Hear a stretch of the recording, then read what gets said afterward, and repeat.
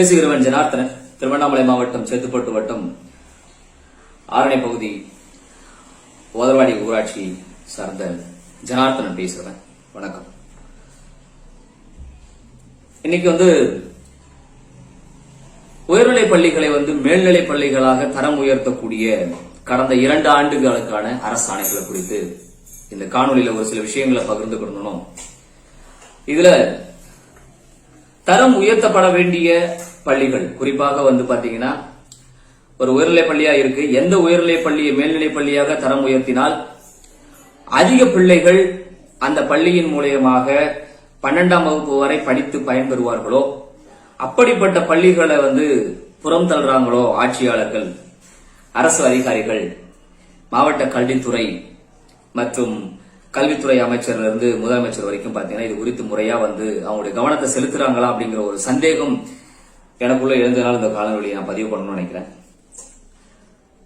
இதுல 2018-19க்கான அரசாணை 166 படி பாத்தீங்கன்னா நம்ம திருவண்ணாமலை மாவட்டத்துல ஒரு 4 பள்ளிகள், கிட்டத்தட்ட 95 பள்ளிகள் அதுல உயர்நிலை பள்ளிகள் மேல்நிலை பள்ளிகளா தரம் உயர்த்தப்பட்டிருக்கு. அதுல பாத்தீங்கன்னா அரசு உயர்நிலை பள்ளி அப்படிங்கிற ஒரு பகுதியில் இருந்தோம். அரசு உயர்நிலை பள்ளி மஷார், அதுல நம்ம இரும்பேடு பகுதி, அரசு உயர்நிலை பள்ளி இரும்பேடு மற்றும் அரசு உயர்நிலை பள்ளி உக்கல் அப்படின்ற பகுதியில் இருந்து 4 பள்ளிகளை உயர்நிலை பள்ளியை என்ன பண்ணிருக்காங்க, மேல்நிலை பள்ளிகளாக தரம் உயர்த்திருக்காங்க.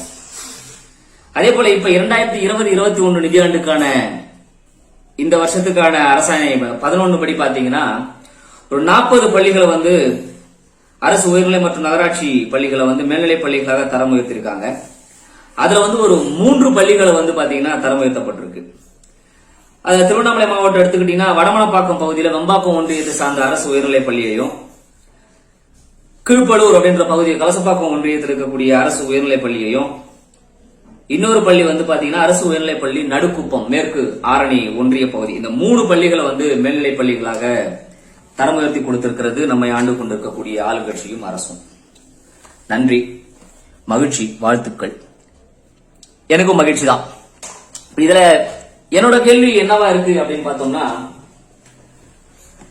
கிட்டத்தட்ட ஒரு உயர்நிலை பள்ளி பாத்தீங்கன்னா ஒரு மேல்நிலை பள்ளிகளாக தரம் உயர்த்துற போது எத்தனை பிள்ளைகள் அங்க பயனடைகிறாங்க, அந்த பள்ளியை தரம் உயர்த்தணும் அப்படின்னு சொல்லி நீங்க தரம் உயர்த்தி இருந்தாலும் அந்த இடத்தில் கல்விகளை கற்றுத்தருகிற ஆசிரியர்களும் அதை பயில்கின்ற பிள்ளைகளினுடைய கற்றுக்கொள்கிற திறனும் மேம்படுத்தப்பட்டிருக்கிறான்ற ஒரு மிகப்பெரிய ஒரு கேள்வி இருக்கு. இந்த காணொலி முதலே சொல்லிடுறேன், எந்தெந்த பகுதிகளில் இருக்கக்கூடிய உயர்நிலை பள்ளிகளை இன்னைக்கு மேல்நிலை பள்ளிகளாக தரம் உயர்த்திருக்கீங்களோ அதெல்லாம் ஏன் அதை ஏன் பண்ணீங்கன்றது என் கேள்வியே கிடையாது. ஓகே, நீங்க மேல்நிலை பள்ளிகளாக தரம் உயர்த்திய அனைத்து பள்ளிகளின் சார்பாக அந்த பகுதிகள் மக்கள் சார்பாக நாங்களும் பார்த்து நன்றி தெரிவிச்சுக்கிறோம். சரிங்களா, அதுல மாற்றுக்கிறது இல்லை. ஆனால் ஆரணி பகுதியை சார்ந்த தச்சூர் சமத்துவபுரம் பகுதியில் இருக்கக்கூடிய ஒரு அரசு உயர்நிலை பள்ளி, இந்த பள்ளி கிட்டத்தட்ட 1956 துவக்கப்பட்டு அந்த பள்ளியில வேலை செய்த ஆசிரியர்கள் தங்கள் பிள்ளைகளை அங்கேயே படிக்க வைக்கிற அளவுக்கு அடிப்படை வசதிகளோடு இருக்கிற பள்ளி. சரிங்களா, கிட்டத்தட்ட திருவண்ணாமலை மாவட்டத்திலே பாத்தீங்கன்னா அதிக இடங்களை கொண்ட ஒரு உயர்நிலை பள்ளியா பாத்தீங்கன்னா இருக்கிற ஒரு பள்ளியா பாத்தீங்கன்னா அந்த பள்ளி இருக்கு. அந்த பள்ளி கிட்டத்தட்ட இன்னைக்கு அங்க வந்திருக்கிற பொறியியல் கல்லூரி கூட 10 ஏக்கர் பாத்தீங்கன்னா அந்த பள்ளிக்கூடத்தினுடைய இடத்தை தான் கொடுத்திருக்காங்க. அந்த பள்ளியை சுற்றி அரசு புறம்போக்கு இடங்கள் ஏராளம். அந்த பள்ளியை விரிவாக்கம் செய்தீங்க அப்படின்னா கிட்டத்தட்ட அந்த சமத்துவபுரம் பகுதியில் இருக்கக்கூடிய சுற்றி இருக்கக்கூடிய கிராமங்கள் எல்லாமே ஆரணிக்கு போக வேண்டிய அவசியம் இல்ல. அரசு நிதி உதவி பெறுவதாக சொல்லுகின்ற தனியார் பள்ளிகள்ல கட்டணம் வசூல் பண்றாங்க. கட்டணம் வசூல் பண்ணி படிக்க வேண்டிய சூழல் ஏற்படாது. அந்த உயர்நிலை பள்ளியை மேல்நிலை பள்ளியா தரம் உயர்த்தினான். இதை நீண்ட காலமாக நாங்க எதிர்பார்த்துக்கிட்டு வரோம், இதை மேல்நிலை பள்ளியா தரம் உயர்த்துவீங்கன்னு. ஆனால் எதன் அடிப்படையில இந்த மாதிரியான பள்ளிகள் இன்னும் தரம் உயர்த்தப்படாமல் இருக்கிறது? ஒவ்வொரு ஆண்டும் இந்த அரசாணைகளுக்காக காத்திருக்கிற எங்களுக்கு ஏமாற்றம் தான் மிஞ்சுது. ஒரு சந்தேகமும் எப்படி வருதுன்னா, இன்னைக்கு பாத்தீங்கன்னா ஆளுங்கட்சியை சார்ந்த அமைச்சர் சார்ந்த என்ன சொல்றது, அந்த அதிமுக சார்ந்தவங்க அங்கங்க பதாகா வச்சிருக்காங்க. நான் பார்த்தேன், சேவூர், நெசல், இரும்பேடு சார்ந்த பகுதிகளில் உயர்நிலை பள்ளிகளை மேல்நிலை பள்ளிகளாக ஆகிட்டோம் சாதனைன்னு சொல்லிட்டு. சரியா, இந்த பள்ளிகள்ல எத்தனை பிள்ளைகள் படிக்கிறாங்க, அந்த பிள்ளைகள்ல எவ்வளவு பெர்சன்டேஜ் ஆஃப் மார்க்ஸ் ஸ்கோர் பண்றாங்க, அந்த பிள்ளைகள் 10ஆம் வகுப்பு மேல படிக்க முடியாம போற சூழலை எத்தனை பேர் 10ஆம் வகுப்பு முடிச்சுட்டு அதோட அந்த படிக்கிற ஒரு விஷயத்தை விட்டுறாங்கன்ற ஒரு கணக்கெடுப்பை கொடுக்க முடியுமா இந்த ஆளுங்கட்சியால? 11, 12ஆம் வகுப்பு இல்லாம இந்த தச்சூர் சமத்துவபுரத்தில் உள்ள பள்ளி ABCDE 5 பிரிவுகள்ல கிட்டத்தட்ட பாத்தீங்கன்னா சுமார் 400க்கும் மேற்பட்ட பிள்ளைகள் படிச்சுட்டு வராங்க இன்னைக்கும்.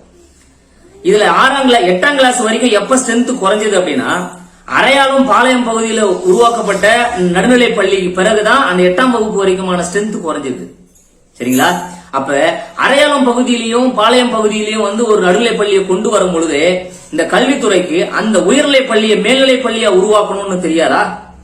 ஒரு நடுநிலை பள்ளியை வந்து நீங்க பாளையத்திலையும் சனிப்பள்ளியும் உருவாக்குறீங்க அக்கம் பக்கம் கிராமத்துலனா 8ஆம் கிளாஸ் முடிச்ச உடனே ஒரு 2 வருஷத்துக்காக தச்சூர் அரசு மேல்நிலை பள்ளியில படிப்பானா, இல்ல 12ஆம் கிளாஸ் வரைக்கும் படிக்கணும்னு சொல்லிட்டு ஆரணிக்கோ இல்ல புனித வளனார் ஆண்கள் மேல்நிலை பள்ளிக்கோ இல்ல பெண்கள் உயர்நிலை பள்ளிக்கோ இதுக்கு போவாங்களா, பத்தியாவரத்துக்கு போவாங்களா, இல்ல தேவியாபுரத்துக்கு போவாங்களா? அப்ப இந்த பள்ளியை மேம்படுத்தாமல் விடுவதற்கான காரணம் என்ன? இது குறித்து நேத்து திருவண்ணாமலை என்னுடைய மாவட்ட CEO முதன்மை கல்வி அலுவலர்கிட்ட நானே பேசினேன். பரிசீலனை செய்ய சொல்லி நான் வேண்டுகோள் வைத்திருக்கிறோம். சரிங்களா? ஏன்னா எதன் அடிப்படையில் அந்த பள்ளி மேம்படுத்தப்படாமல் தொடர்ந்து புறக்கணிக்கப்படுகிறது என்ற விவரம் வந்து எங்களுக்கு தேவைப்படுது. தகவல் அறிவு உரிமை சட்டத்தின் மூலமாக எந்த கடிதத்தின் பேரில் இந்த உயர்நிலை பள்ளிகள் மேல்நிலை பள்ளிகளாக தரம் உயர்த்தப்பட்டதுன்னு சொல்லி அரசாணையில் குறிப்பிடப்பட்டிருக்கோ அந்த ஆவணங்களை தகவல் அறிவு உரிமை சட்டத்தின் மூலம் பெறுவதாக இருக்கிறோம்.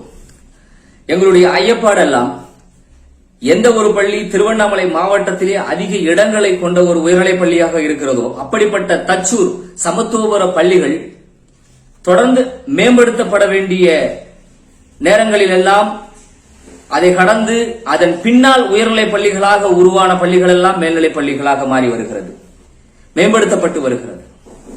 உதாரணமாக எடுத்துக்கொண்டோம்னா மேற்கொன்றியத்தில் நடுக்குப்பம் பகுதியில் பாத்தீங்கன்னா இன்னைக்கும் பாத்தீங்கன்னா ஏற்கனவே இருந்த ஒரு அங்கன்வாடி கட்டடத்தை இடிக்கப்பட்டு அந்த இடத்தில் தான் இந்த கட்டடம் கட்டப்போவதாக அந்த பகுதி மக்கள் சொல்றாங்க. அப்படி ஒரு இடவசதி கூட பாத்தீங்கன்னா ஒரு ரீசைக்கிள் பேசிஸ்ல ஏற்கனவே இருக்கிற ஒரு கவர்மெண்ட் பில்டிங்கை டெமாலிஷ் பண்ணிட்டு தான் இந்த மேம்படுத்தக்கூட பணியை கூட செய்ய வேண்டிய பள்ளிகள் எல்லாம் மேம்படுத்தப்படுகிறது. அதுக்காக நடுக்குப்பம் பள்ளி மேம்படுத்துறதுல எனக்கு சங்கடமான அதெல்லாம் கிடையாது, அப்படியெல்லாம் இல்லை. சரிங்களா? அப்படி இல்லை. எந்த பள்ளி உயர்நிலை பள்ளியாக இருந்து மேம்படுத்தப்பட்டாலும் நாங்க மகிழ்ச்சி கொள்றோம். அது இங்க மட்டும் கிடையாது, தமிழகத்தில் எந்த பள்ளி மேம்படுத்தப்பட்டாலும் அது எங்களுக்கு மகிழ்ச்சி தான். ஆனால் அப்படிப்பட்ட பள்ளிகளை எல்லாம் விரைவில் மேம்படுத்த நடவடிக்கை எடுக்கப்படுகிற பொழுது ஒரு 45 ஆண்டு கால வரலாறு, சுமார் 50 வருஷத்துக்கு மேல ஒரு வரலாறு இருக்கக்கூடிய இந்த பள்ளி கிட்டத்தட்ட 3-4 கிரிக்கெட் டோர்னமெண்ட் ஒன்னா நடத்துவோம், நாங்களாம் விளையாடி இருக்கோம். அவ்வளவு பரப்பளவு கொண்ட அந்த பள்ளி தொடர்ந்து உயர்நிலை பள்ளியாகவே இருக்கிறது. அதை மேம்படுத்துறது இல்ல.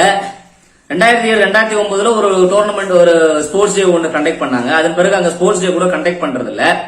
இந்த மாதிரி ஒரு events of the school administration, அந்த கல்வித்துறை சார்ந்த ஈவென்ட்ஸ் நடத்துற ஈவென்ட்ஸ் கூட பாத்தீங்கன்னா அங்க குறைஞ்சிக்கிட்டே வருதுங்கிற பொழுது அந்த பள்ளி நாளை ஏதேனும் வந்து அகற்றப்பட்டு விடுமோ, இது அப்படியே வந்து ஆள்கிறவர்களாலும் அரசு துறையாலும் அந்த பள்ளி கவனிக்கப்படாமல் போயிடுமோ என்கிற ஒரு ஐயப்பாடு எங்களுக்குள்ள ஏற்படுது. ஏன்னா அந்த ஒரு பள்ளி 12ஆம் வகுப்பு வரை இருக்கிற அளவுக்கு நம்ம மேம்படுத்திட்டோம் அப்படின்னா சுத்தி இருக்கக்கூடிய அந்த சுத்தி இருக்கக்கூடிய ஊராட்சிகள்ல இருக்கக்கூடிய பிள்ளைகள் எங்கேயுமே ஆரணி வர வேண்டிய அவசியம் இல்லை, தனியார் பள்ளிகளை தேடி போக வேண்டிய அவசியம் கிடையாது. அங்க நடுநிலை பள்ளிகள் உருவாயிருக்க அவங்க எல்லாமே 12ஆம் கிளாஸ் வரைக்கும் இங்கேயே படிச்சிருவான். கிட்டத்தட்ட காலேஜுக்கு மட்டும்தான் வெளியில போவான். எங்களுக்கே வந்து பாத்தீங்கன்னா அரசு கல்லூரிகள் வேணும் அந்த பகுதியில் வேணும்னு சொல்லி எல்லாமே நாங்க இளைஞர்கள் ஓரளவுக்கு இந்த அமைப்பு சார்ந்த சேவையக அமைப்புகள் எல்லாம் சார்ந்து கொஞ்சம் ஒர்க் பண்ணிக்கிட்டு இருக்கோம், வேண்டுதல் வைத்துட்டு இருக்கோம், விண்ணப்பங்களை கொடுத்துக்கிட்டு இருக்கோம். இப்படி கிராமப்புறங்களில் நல்ல ஒரு எந்த பள்ளியை தரம் உயர்த்தினால் அதிகமான மாணவர்கள் தொடர்ந்து 12ஆம் வகுப்பு வரை படிப்பாங்களோ அப்படிப்பட்ட பள்ளிகளை எல்லாம் தொடர்ந்து புறக்கணிக்கப்படுறதுன்றது எங்களுக்கு கொஞ்சம் ஐயப்பாடாக இருக்கிறது. இதை ஆளுங்கட்சியை சார்ந்தவர்கள் எப்படி பண்றாங்கன்னு எங்களுக்கு படுதுனாக்கா, ஒருவேளை அந்த ஆளும் அரசை சார்ந்தவர்கள் ஆளுங்கட்சியை சார்ந்தவர்கள் எல்லாம் எங்கெங்க பகுதிகள் இருக்காங்களோ அந்தந்த பகுதிகளில் மட்டும் இருக்கக்கூடிய பள்ளிகளை மேம்படுத்தி நாளைக்கு வாக்கு வாங்குவதற்காக மட்டுமே இந்த மாதிரி மேம்படுத்தக்கூடிய பெனிஃபிட்ஸ் எல்லாமே அவங்க எடுத்துக்கிறாங்களோ அப்படின்ற ஒரு கேள்வியும் ஒரு சந்தேகமும் எங்களுக்குள்ள எழுது. அந்த பள்ளி கிட்டத்தட்ட பாத்தீங்கன்னா இடவசதின்னு எடுத்துக்கிட்டாலும் பெரிய இடவசதி கொண்ட பள்ளி. மேம்படுத்துவதற்கான கட்டணம் பாத்தீங்கன்னா அவங்க 2014 டிசம்பர்லயே கட்டியிருக்காங்க. சரிங்களா? எந்த ஒரு காரணத்தை சொல்லி அந்த பள்ளி இன்னும் உயர்நிலை பள்ளியா இருக்கணும்னு நினைக்கிறாங்க தெரியல. ஆனால் கிட்டத்தட்ட ஒரு 10 வருஷத்துல உயர்நிலைப் பள்ளியா இருந்ததெல்லாம் மேம்படுத்தப்பட்டு வருது மேல்நிலைப் பள்ளிகளாக. அப்போது இந்த தச்சூர் பள்ளி விரைவில் இது மேல்நிலைப் பள்ளியாக தரம் உயர்த்தப்பட வேண்டும் என்கிற கோரிக்கையை அழுத்தமா பதிவு செய்யும். இதே போல சேத்துப்பட்டு வட்டத்துல ஆவணியாபுரம்ன்ற பகுதி, அந்த பகுதியில 4 முறை பிள்ளைங்க சென்டம் பெர்சன்டேஜ் எடுத்திருக்காங்க, 100% பாஸ் ஆயிருக்காங்க. இதுல கிட்டத்தட்ட அந்த பள்ளியிலும் 500 பிள்ளைகள் படிக்கிறாங்க. 95% மேலதான் மார்க் எடுத்து பாஸ் பண்றாங்க. கிட்டத்தட்ட அங்கேயும் இதே போலதான் கிட்டத்தட்ட மாநில அளவில் வடநாட்டு பகுதிகளெல்லாம் போய் ஸ்போர்ட்ஸ்ல சிலம்பம் எல்லாம் கூட பாத்தீங்கன்னா தங்கம் வெள்ளியும் வென்று வருகிற அந்த அரசு பள்ளி மாணவர்கள் படிக்கக்கூடிய அந்த பள்ளியையும் தரம் உயர்த்தணும்னு சொல்லிட்டு பில்டிங் கன்ஸ்ட்ரக்ஷனுக்காக அந்த நீர்நிலை பகுதிகள் வகைப்பாடு செய்யணும்னு சொல்லி அந்த பகுதியில் இருக்கக்கூடிய தன்னார்வலர்கள் கிராம சபையில அந்த இடத்தை கல்வித்துறை அலுவலகத்துக்கு, மாவட்ட கல்வித்துறை அலுவலகத்துக்கு பஞ்சாயத்து சார்பாக கிரைமா கொடுக்கிற தீர்மானம் போட்டு தீர்மானம் நிறைவேற்றப்பட்டு அந்த வகைப்பாடு மாத்தி கொடுக்கறதுல கடப்புல போட்டு வச்சிருக்காங்க. மாவட்ட கலெக்டர் கிட்ட மனு கொடுத்து ஒரு ஆர்டிஓ தாசில்தார் நினைச்சா அதை முடிச்சிடலாம். ஆனா இன்னைக்கு ஒரு பள்ளிக்கூடத்தை மேம்படுத்துறதுக்கு நீர்நிலை பகுதியின் காரணம் காட்டி அந்த இடத்துல கட்டடம் கட்டக்கூடாது, மேம்படுத்த முடியாதுன்னு காரணம் காட்டுற இந்த அரசும் ஆள்கிற ஆட்சியும் ஏரியில வீடு கட்டிக்கிறதுக்கு அனுமதி கொடுக்குது, நீர்நிலைகளை ஆக்கிரமிச்சு பட்டா கொடுக்குது.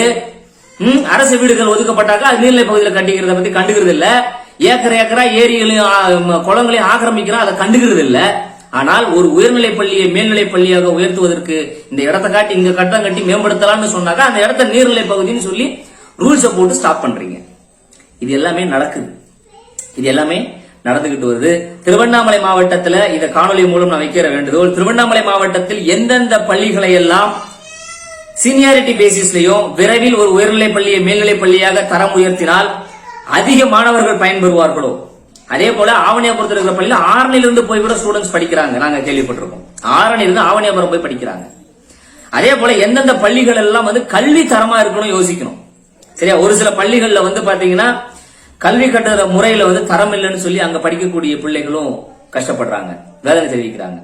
இது குறித்தெல்லாம் இந்த ஆளும் அரசு, ஆண்டு கொண்டிருக்கிற அரசின் துறையோட இந்த உயர்நிலைப் பள்ளிகளை மேம்படுத்த வேண்டும் என்கிற வேண்டுதலை வைத்து 4 ஆண்டு சாதனைகள் 5 ஆண்டு சாதனைகள் சொல்லி ஆளுங்கட்சி பேனர்களை வச்சுக்கிறதுக்காக உங்க பகுதியில் இருக்கக்கூடிய உங்க ஆளுங்கட்சி விஐபிஸ் இருக்கிற பகுதியில் இருக்கக்கூடிய பள்ளிகளை மட்டும் மேம்படுத்தணும் அப்படின்ற ஒரு குறுகிய கண்ணோட்டத்தை விடுத்து எந்தெந்த பள்ளிகள்லாம் நீங்க அதிகாரத்தில் இருக்கிற பொழுது உயர்நிலைப் பள்ளியாக இருக்கக்கூடிய பள்ளிகளை மேம்படுத்த வேண்டுமோ அதை மேம்படுத்தி, குறிப்பாக தச்சூர் சமத்துவபுரம் பள்ளியை விரைவாக மேல்நிலைப் பள்ளியாக தரம் உயர்த்தி தர வேண்டும் என்று சமூக ஆர்வலர்கள் சார்பிலும் என்னை போன்ற இளைஞர்கள் சார்பிலும் அந்த பகுதி மக்களுடைய சார்பிலும் கேட்டுக்கொள்கிறேன். இது குறித்து அந்த சமத்துவபுரம் பகுதியை சுற்றி இருக்கக்கூடிய ஊராட்சிகளை வருகின்ற கிராம சபை கூட்டங்கள்ல ஒரு தீர்மானம் போடணும்னு எல்லாரும் வேண்டி கேட்டுக்கிறேன். எல்லா ஊராட்சிகள் நடக்க போற கிராம சபை கூட்டத்துல இந்த பள்ளி விரைவில் மேம்படுத்தப்பட வேண்டும் மேல்நிலை பள்ளியாக சொல்லி ஒரு தீர்மானம் நிறைவேற்றணும்னு சொல்லி அந்த சமத்துவபுரம் பள்ளி மேல்நிலை பள்ளியாக அந்த தரம் உயர்த்தப்பட்டால் எவ்வளவு பஞ்சாயத்து இருக்கக்கூடிய ஏழை எளிய பிள்ளைகள் பயன்பெறுவீங்களோ அந்த பஞ்சாயத்துகள் எல்லாமே வருகின்ற கிராம சபை கூட்டத்தில் ஒரு தீர்மானத்தை இயற்றித்தர வேண்டும் என்று கேட்டுக்கொள்கிறேன். இது குறித்து ஒரு அறவழி போராட்டம் நடத்தி கூட கவனத்தை நம்ம அரசோட கவனத்தை ஈர்க்கணும்னா தயவு செய்து அந்த பகுதியில் இருக்கக்கூடிய இளைஞர்கள் இதுக்கு முன்னெடுங்க. நான் அதுக்கு முழு ஒத்துழைப்பு தரோம். அந்த பள்ளியை விரைவில் மேல்நிலைப் பள்ளிகளாக தரம் உயர்த்துவதற்கு நம்மால் முயன்ற பணியை செய்வோம். அரசினுடைய கவனத்துக்கு கொண்டு செல்வோம். நன்றி, வணக்கம்.